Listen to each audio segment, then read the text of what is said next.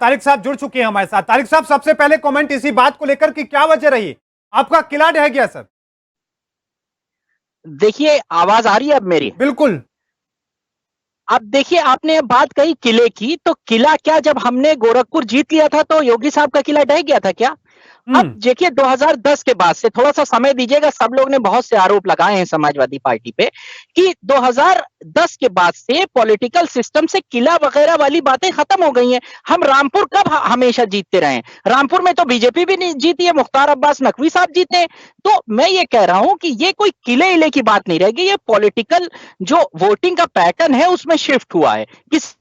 ठीक नहीं, हम नहीं कह रहे हैं कि हमारा कोई किला रह गया और ना आपका किला रह गया। हम साबित कर चुके हैं, आपका किला था, योगी आदित्यनाथ वहां से सांसद थे, उससे पहले जो योगी आदित्यनाथ साहब से पहले जो महान थे वो वहां से सांसद थे। तो ना किला हमारा है ना आपका है।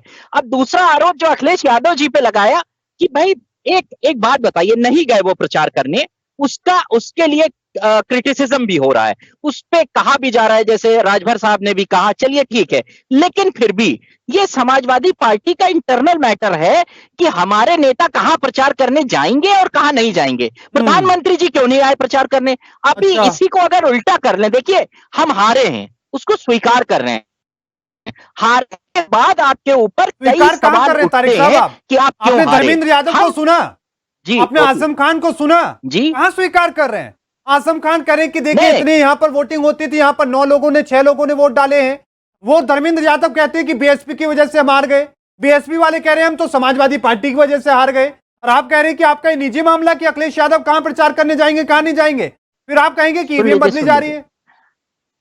नहीं, सुन लीजिए, मैं ईवीएम की बात नहीं करना चाहता। देखिए, वोटिंग परसेंटेज जो नॉर्मल होता है वो रामपुर में घटा है। 41% वोटिंग परसेंटेज क्या नॉर्मल परसेंटेज जो पिछले लोकसभा और विधानसभा में होता है उससे मैच करता है?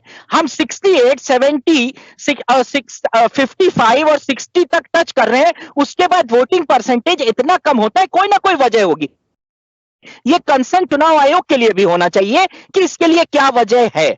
दूसरी बात जो बार बार ये आ रहा है कि गुड्डू जमाली ने क्या किया, देखिए बीएसपी एक तरीके से इनविजिबल पार्टनर बन के बीजेपी का काम कर रही है, जो दिखाई नहीं दे रही है, लेकिन फिर भी पार्टनर उन्हीं के हैं। एक तरफ वो कहते हैं कि जो प्रेसिडेंशियल कैंडिडेट है हम उसका सपोर्ट करेंगे, फिर कहते हैं कि हम बीजेपी से हम ही लड़ रहे हैं।